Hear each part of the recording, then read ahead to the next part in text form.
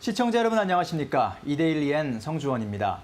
삼성전자가 오늘 갤럭시 언팩 행사를 온라인으로 열고 스마트폰과 폴더블폰, 스마트워치, 무선 이어폰, 태블릿 등 갤럭시 신제품 5종을 발표합니다. 이번 언팩 행사는 코로나19 여파로 사상 처음으로 국내에서 전 세계 온라인 생중계하는 방식으로 진행되며 우리 시간으로 오늘 밤 11시 시작합니다. 특히 이번 행사에는 세계적인 스타 아이돌 그룹 방탄소년단이 등장해 갤럭시 신제품의 기능을 직접 소개할 예정입니다. 삼성전자가 이번 신제품을 앞세워 상반기 갤럭시 S20 시리즈 부진을 만회할지, 또 지난 2분기 화웨이에 빼앗긴 글로벌 스마트폰 시장 점유율 1위도 되찾을 수 있을지 관심이 모아집니다.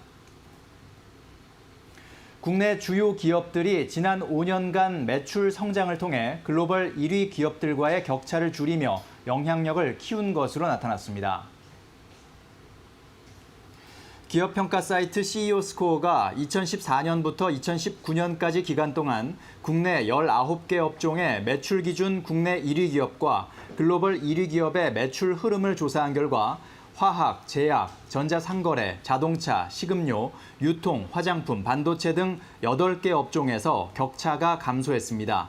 5년간 매출 증가율이 가장 높은 업종은 전자상거래였습니다. 한편 국내 기업이 지난해 글로벌 시장에서 매출 1위를 차지한 업종은 삼성전자의 소비자 가전 부문이 유일합니다. 지난해 글로벌 철강 생산 능력이 5년 만에 증가세로 돌아서고 실제 생산량도 늘면서 철강 공급 과잉이 심화한 것으로 나타났습니다. 경제협력개발기구에 따르면 2019년 세계 철강 생산 능력은 전년 대비 1.5% 늘었습니다. 철강 생산 능력이 전년보다 증가한 것은 2014년 이후 5년 만입니다. 세계철강협회가 집계한 2019년 실제 철강 생산량은 생산 능력의 78% 수준으로 역시 전년 대비 늘었습니다. 반면 올해 철강 수요는 작년보다 6.4% 감소하는 등 계속 위축될 것으로 예상되고 있습니다. 자동차, 조선, 건설 등 주요 철강 수요 산업이 침체한 영향입니다. 세계철강협회는 향후 코로나19 백신이나 치료제 개발 여부에 따라 심각한 수요 하방 리스크가 있을 수 있다고 우려했습니다. 전통시장과 소상공인의 체감 경기지수 BSI가 최근 2달 연속 하락했습니다. 소상공인시장진흥공단에 따르면 지난달 전통시장 BSI는 55.7로 전월보다 23.5포인트 하락했습니다.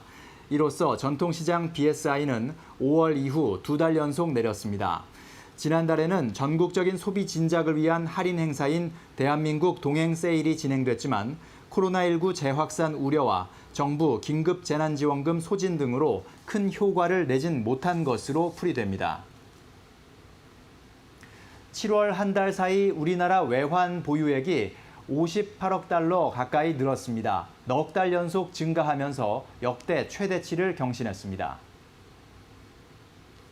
한국은행은 7월 말 기준 외환 보유액이 4,165억 3천만 달러로 한 달 전보다 57억 7천만 달러 증가했다고 밝혔습니다. 외화자산 운용 수익이 발생하고 미국 달러화 약세로 기타 통화 표시 외화자산의 달러화 환산액이 늘어나면서 외환 보유액이 증가했다고 한국은행은 설명했습니다. 우리나라의 외환 보유액 규모는 세계 9위에 해당합니다. 홍남기 부총리 겸 기획재정부 장관은 9억 원 이상 고가주택 매매 자금 출처 의심 거래를 상시 조사하고 결과를 주기적으로 공표할 예정이라고 말했습니다. 홍 부총리는 오늘 정부 서울청사에서 연 제1차 부동산 시장 점검 관계장관 회의에서 부동산 시장 교란 행위는 절대로 용납할 수 없다는 원칙 아래 대응 강화를 위한 방안을 중점 논의하겠다며 이같이 밝혔습니다. 그는 공급 대책의 주요 개발 예정지들은 상시 모니터링 후 과열 우려 시 즉시 기획조사에 착수하겠다며 변칙, 불법 거래 의심 사례는 예외 없이 전수조사해 끝까지 추적하고 엄중한 처벌을 하겠다고 말했습니다. 지금까지 이데일리엔 성주원이었습니다. 이어서 간추린 소식 전해드립니다.